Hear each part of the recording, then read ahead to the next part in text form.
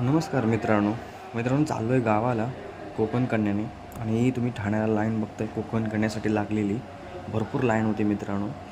आणि त्यानंतर त्या लाईनमध्ये माझा नंबर तर कमीत कमी तुम्हाला सांगू 200च्या वर होता माझा नंबर. वाटलंसुद्धा नव्हतं बसायला मिळेल असं, पण काय करणार, गावाला जायची हौस होती म्हणून चाललो होतो.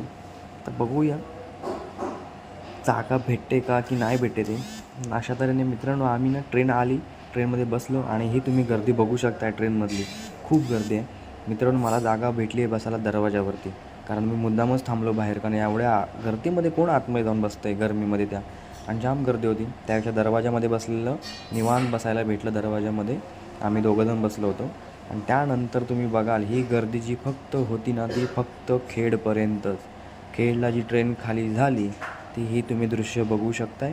पूर्ण ट्रेन खाली आहे. जेवढी मध्ये तुम्हाला क्राऊड दिसत आहे सर्व क्राऊड खाली झालं आहे. त्यानंतर कुठे बसायला आतमध्ये जागाला भेटली, त्यांचा दरवाजा वगैरे बंद केला आणि आतमध्ये जाऊन बसलो. कारण थंडी एवढी अफाट होती ना मित्रांनो, काय विचारू नका. स्वेटर घालूनसुद्धा दरवाजामध्ये खूप थंडी लागत होती.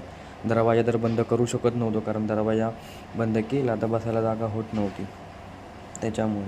आणि त्यानंतर मित्रांनो आता आम्ही पोचलो आहे फायनली आमच्या स्टेशनला, राजापूर स्टेशनला. एवढ्या गर्दीतनं कसा तरी पोचलो मी राजापूर स्टेशनला. आणि हे तुम्ही बघू शकता राजापूर स्टेशनचे दृश्य. चला तर मित्रांनो भेटूया परत पुढच्या व्हिडिओमध्ये.